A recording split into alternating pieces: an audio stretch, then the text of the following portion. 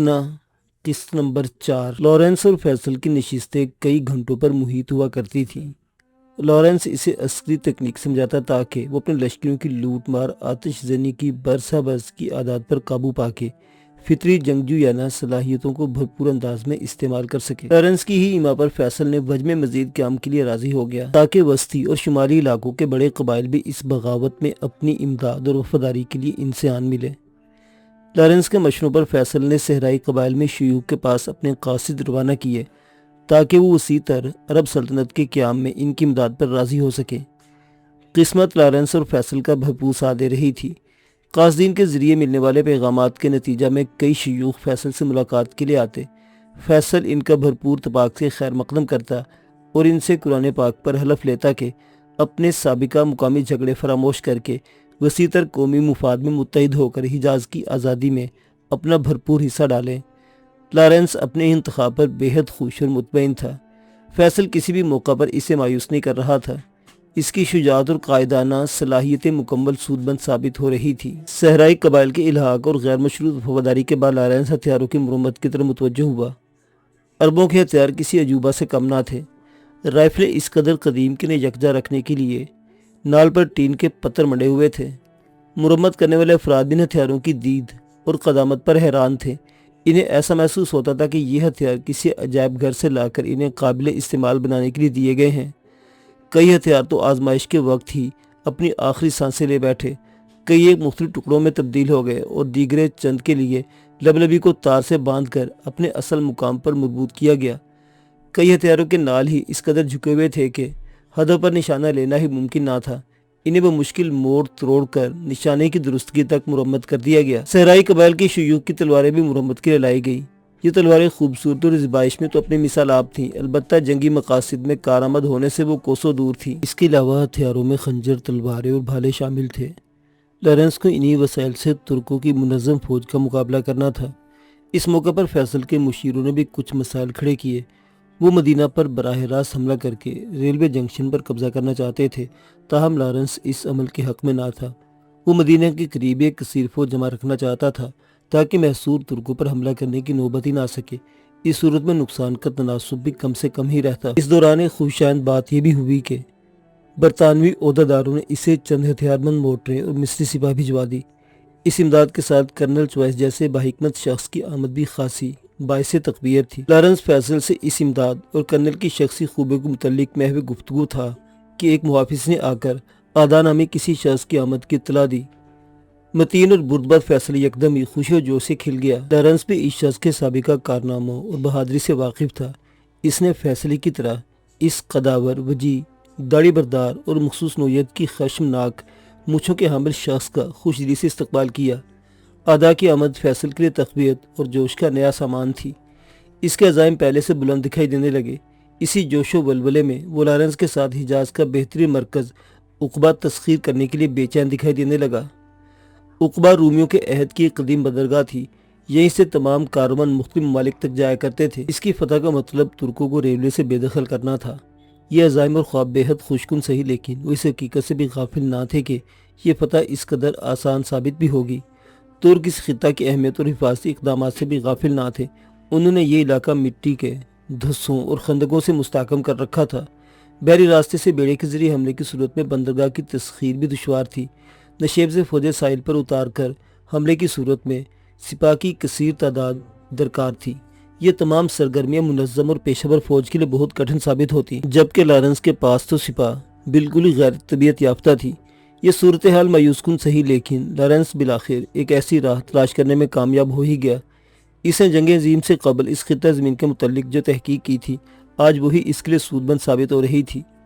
اسے عقبہ کی ناقابل گزار پہاڑی سلسلوں میں ایسی پگڈنڈیوں کا بھی علم تھا جو پہاڑ کی چوٹی تک جا نکلتی تھی۔ لارنس وہاں ایک خفیہ راستے سے بھی واقف تھا جو متروک ہو چکا تھا۔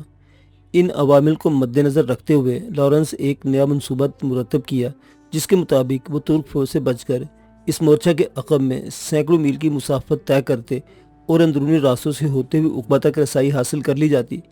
یہ مسافت بھی آسان بہرحال نہ تھی۔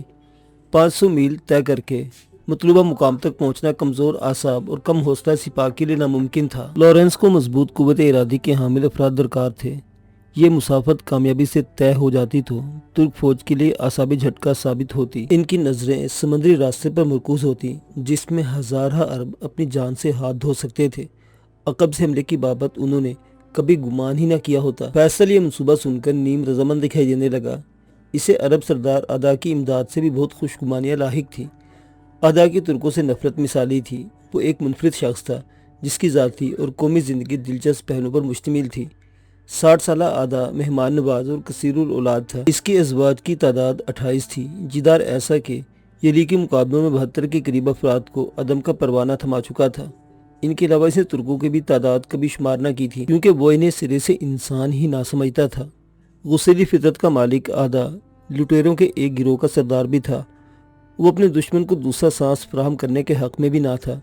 اس کے ساتھ بسر ہونے والے وقت میں لارنس کو یقین ہو گیا کہ وہ مستقبل میں اس کا بہترین ساتھی ثابت ہو سکتا ہے۔ وج سے کوچ کا آغاز مئی 1917 کو ہوا۔ غیر آباد اور بنجر سرزمین کا یہ سفر حزت سے بھرپور تھا۔ ڈھلوان بلندی پر چڑھائی ایک اور امتحان ثابت ہوئی۔ وہاں راستہ اس قدر تنگ تھا کہ بکری جیسا مختصر وجود جانور بمشکل گزر سکتا تھا۔ چڑھائی کے لیے اونٹوں سے اتر کر انہیں اوپر کھینچنا اور دھکیلنا ضروری تھا۔ اس دھکم پیل میں کئی اونٹ اپنا توازن کھو بیٹھے، کئی ایک کے پاؤں ٹوٹ گئے، لہٰذا انہیں فوری طور پر ذبح کر کے اسی مقام پر گوشت بھی ٹکڑوں میں تقسیم کرنا پڑا تاکہ سفر میں غذا کی کمی نہ ہو سکے۔ ڈھلوان بلندی کے بعد دوسری جانب نشیبی سفر کا اختتام ہوا تو لارنس نے تھکی ہاری سپاہ کو ایک گہری سایہ دار وادی میں پڑاؤ کا مشورہ دے دیا۔ اگلے روز قافلے کی قیادت ادا نے سنبھال لی۔ ایک طویل اور پرپیچ مسافت کے بعد ادا انہیں ایسے مقام پر لے آیا جہاں بلندی سے اگلی جانب ریل کی طویل پٹڑی دکھائی دے رہی تھی۔ ان کی قسمت نے یاوری کی اور ریل کے مقام کا جائزہ لیتے انہیں چند سوار آتے دکھائی دیے۔ ان سواروں میں بعد ازاں لارنس کی ملاقات انگریز عہدیدار ہارن بائی سے ہوئی۔ ہارن بائی کی آمد صحرا میں کسی نخلستان جیسی تھی۔ وہ شخص ریلوے کو ڈائنامیٹ سے اڑانے میں ماہر تھا اور اسی مقام پر ان کے لیے خاصا سود مند ثابت ہو سکتا تھا۔ لارنس اپنے قافلے کے ہمراہ اگلے روز ریلوے تک جا پہنچا۔ ہارن بائی اپنی مہارت بروئے کار لاتے ہوئے ایک حصے کو اڑانے کی مکمل تیاری کر لی۔ اگلے چند لمحوں میں قرب و جوار سرنگوں کے اڑنے، ریل کی پٹریوں کی فضا میں بلند ہونے اور ادا کی خوشی و دیوانگی سے معمور کہکوں سے گونج رہا تھا۔ لارنس اپنی اس کامیابی پر بہت خوش تھا۔ ان کامیابی اور خوشیوں سے قطع نظر سفر اور مقام کی مشکلات ہر قدم پر حوصلہ آزما رہی۔ ان کے پاس پانی کی شدید کمی تھی۔ لارنس نے صحرائے الہول کے پل خطر اور ہولناک سفر سے قبل سپاہ کو مشقیں بھر لینے کی ہدایت دی۔ اگلے 2 روز میں وہ نیند کی کمی کا شکار بھی رہے۔ سپاٹ زمین، گرم و خشک ہوا چہروں پر الگ ہی میناکاری کرتی رہی۔ اس کارواں کی قطار تقریباً 2 میل طویل ہو چکی تھی۔ صحرا اپنے سب سے مہلک ہتھیار سراب سے بھی ان کی خاطر مدارت کرنے لگا تھا۔ لارنس کی آنکھیں بھی اس سراب کا ایسا شکار ہوئی کہ وہ حقیقت اور گمان کی تمیز ہی فراموش کر بیٹھا۔ ریلوے لائن اور سرنگوں کو نابود کیے 15 روز بیت چکے تھے۔ سفر کسی نہ کسی طور جاری ہی تھا کہ ایک دن شام ہوتے ہی ریت کا طوفان ان کی مزاج پرسی کے لیے چلا آیا۔ کپڑوں سے گزر کر بدن میں گھستی ریت جسے پر سینکڑوں سنگریزوں کی طرح چبھی ان کے حوصلے آزما رہی تھی۔ اس کٹھنائی کا خاتمہ ہوا تو پانی کا ذخیرہ ختم ہو گیا۔ زمین دوز کنوؤں کی تلاش نے انہیں وادی سرحان کی شمالی جانب بڑھنے پر مجبور کر دیا جہاں ترکوں نے ایک ٹیلے کی عقب سے گولیوں کی بوچھاڑ سے ان کا استقبال کیا۔ لارنس کے لیے حملہ غیر متوقع سہی، تاہم اس نے اپنے حواس قابو رکھتے ہوئے اہلکاروں کو فوری طور پر اونٹوں سے اترنے کی ہدایت دی۔ اس ہڑبونگ میں ان کا ایک ساتھی سر میں گولی لگنے سے جاں بحق ہو گیا۔ لارنس نے سپاہ کی کمان سنبھال کر ریتلی ٹیلے کا محاصرہ کر لیا۔ اربوں کی تعداد اور تیور دیکھ کر ترک حملہ کے لیے فرار میں ہی عافیت تھی۔ اس کامیاب دفاع کے بعد لارنس انہیں کنوؤں تک لے آیا تاکہ وہ پانی سے زیادہ ذخائر جمع کیے جا سکیں۔ سفر کے پہلے حصے کا اختتام ہو چکا تھا۔ اب عقبہ کے محاصرے کی مہم درپیش تھی۔ نئے سفر پر روانگی سے پہلے اس نے فیصل کو وادی سرحان کے حاکم شیخ کو اپنا ہمنوا بنانے کا مشورہ دیا۔ شیخ سے ملاقات کے لارنس نے ادا کو ایک کجاوے کے بغجوں میں سونے کی 6 تھیلیاں بھر کر بھیجا تاکہ ترغیب زیادہ مؤثر ثابت ہو سکے۔ ادا کی روانگی کے بعد انہیں اپنے قیام میں سانپوں کے خطرات کا سامنا کرنا پڑا۔ یہ سانپ رات کے وقت برآمد ہوتے اور سپاہیوں کے کمبلوں پر کنڈلی مار کر پراجمان ہو جاتے۔ اس علاقہ میں قیام کا بیشتر وقت لکڑیاں تھامے پس جھاڑیوں میں سانپوں کے شکار پر ہی گزر گیا۔ جو ان کے آغاز میں ادا کی واپسی ہوئی اور لارنس کو یہ جان کر اطمینان حاصل ہوا کہ ترکوں کے پڑاؤ کے چند مقامات کے علاوہ حجاز کی باقی سرزمین ان کے لیے باہیں واہ کیے ہوئے منتظر ہے۔ یہ اطلاع خوش آئند تو تھی لیکن اس کے ساتھ ہی لارنس کو چند تحفظات بھی درپیش تھے۔ وہ عقبہ پر حملے سے قبل اس بات کا یقین کر لینا چاہتا تھا کہ میسوپوٹامیہ کی سرحدوں تک تمام علاقہ ترکوں کو شکست دینے میں تعاون کا فراہم کرے یا نہیں۔ اس یقین دہانی کے لیے اسے تقریباً 2 ہفتے کا سفر اور تحقیق درکار تھی۔ مسئلہ یہ تھا کہ عرب ایک لمحہ کے لیے بھی اس کا غیاب برداشت نہ کر سکتے تھے۔ لارنس اپنی قوت ارادی بروئے کار لاتے ہوئے جون کی 3 تاریخ کو خاموشی سے چہل قدمی کے سے انداز میں خیمے سے نکلا اور ایک نئے سفر پر روانہ ہو گیا۔ اگلے 15 روز تک وہ مختلف علاقوں میں گشت کرتا رہا۔ اس سفر میں لارنس پر بہت سے حقائق آشکار کیے۔ اسے علم ہوا کہ ترک گرفتار شدہ جاسوس سے معلومات حاصل کرنے کے لیے انہیں سخت ایذا رسانی کے بعد پھانسی یا قتل سے بھی دریغ نہیں کرتے تھے۔ وہ مختلف بھیس بدل کر جرمن عہدیداروں اور ترکوں سے گھل مل گیا۔ جرمن اور ترک اس بحروب سے دھوکہ کھا کر اسے اپنا ہمنوا سمجھتے ہوئے اس قائد کے متعلق بھی خیالات کا واشکاف اظہار کرتے جو عربوں کے ساتھ مل کر انہیں ذک پہنچانے کا سبب بن رہا ہے۔ لارنس بھرپور خلوص اور اعتماد سے یقین دلاتا کہ وہ ایسا کرنے میں 100% کامیاب ہو جائیں گے اور اس عمل میں بھی وہ انہیں بھرپور ذاتی تعاون فراہم کرے گا۔ لارنس نے دمشق میں غلے کا تاجر کا بھیس بدلا، درزی کے روپ میں مختلف علاقوں کی خاک چھانی، ترکوں کے ایک کیمپ سے معلومات لینے کے لیے نسوانی روپ بھی دھارا۔ 16 روز تک 500 میل کی مسافت میں اس نے بہت قیمتی معلومات حاصل کی تھیں جو عقبہ کی مہم میں اس کے لیے بہت مددگار بھی ثابت ہوئیں۔ 18 جون کو اس طویل سفر سے واپسی کے بعد اس نے آرام کرنے کے بجائے اگلے ہی روز نئی مسافت کا آغاز کرتے ہوئے 500 جنگجوؤں، گھڑ سوار اور صحراؤں میں بے جگری سے لڑنے کے لیے تیار تھے۔ اس سفر کے آغاز سے ہی ناخوشگواریت کا سامنا کرنا پڑا۔ پہلے پڑاؤ بیر تک پہنچنے کے بعد علم ہوا کہ ترک افواج نے 2 کنویں بارود سے اڑا کر بقیہ کو مردہ اونٹ پھینک کر زہر آلود کر دیا ہے۔ جنوبی سمت البتہ کنووں کو جزوی نقصان پہنچا تھا۔ صحرا میں زندگی کا انحصار کلی طور پر پانی پر تھا۔ اس کے بغیر سپاہی نہیں، جانوروں کی موت یقینی تھی۔ لارنس نے وقت ضائع کیے بغیر ان کی مرمت شروع کروا دی۔ ان کنووں میں ڈائنامیٹ کی طاقت سے اڑ کر کوڑا کرکٹ اور پتھر جمع ہو چکے تھے۔ سخت محنت سے صفائی کے بعد پانی کا حصول ممکن ہوا تو انسانوں ہی نہیں بلکہ جانوروں کی بھی جان میں جان آ گئی۔ سفر کا یہ تعطل اور اضافی مشقت لارنس کی ذاتی انا پر ایک اور تازیانہ ثابت ہوئی۔ ترکوں سے سابقہ نفرت میں مزید اضافہ ہو گیا تھا۔ اس نے جوابی کارروائی کے طور پر ایک فوری حملے کا فیصلہ کر لیا تاکہ ترکوں کی توجہ صحرا کے عربوں سے بھٹکا دی جائے۔ وہ جانتا تھا کہ طاقت کے نشے میں چور ترک یہی گمان کیے بیٹھے ہوں گے کہ بغاوت کے مجرم اور گستاخ عربوں کا خاتمہ بآسانی ہو جائے گا۔ وہ لارنس کے فتنہ پرور دماغ اور اس میں فوری طور پر بنتے بگڑتے منصوبوں کی نوعیت سے آگاہ ہی نہ تھے کہ اس نے کس قدر برق رفتاری سے ان عربوں کو پانی کے ذخائر تک پہنچا دیا تھا۔ اس کے بعد لارنس کے لیے آرام گویا حرام تھا۔ اس نے عزیز الحج کے ریلوے اسٹیشن پر بھی ناقابل یقین رفتار سے رسائی حاصل کی۔ اس مقام پر تعینات دستہ عربوں کی یورو سے حواس باختہ ہو گیا۔ لارنس نے اپنے دستہ کی مدد سے 10 عدد پلوں اور ان کے درمیان واقع ریلوے لائن کے لیے ڈائنامیٹ پھیلایا۔ کچھ لمحوں بعد وہاں ایک اور قیامت برپا ہو گئی۔ پتھروں اور گرد و غبار کا طوفان لارنس کی خوشی اور شمال و جنوب میں ترکوں کی چوکیوں کی بدحواسی میں یکساں اضافہ کر رہا تھا۔ اس کامیابی کے بعد لارنس کی خود اعتمادی میں ایک نئی بلندی چھونے لگی۔ اس نے ڈھلوانوں پر اپنے خیموں میں خوابیدہ ترکوں پر عرب فوج کی ٹکڑیوں سے گولیوں کی بوچھاڑ شروع کر دی۔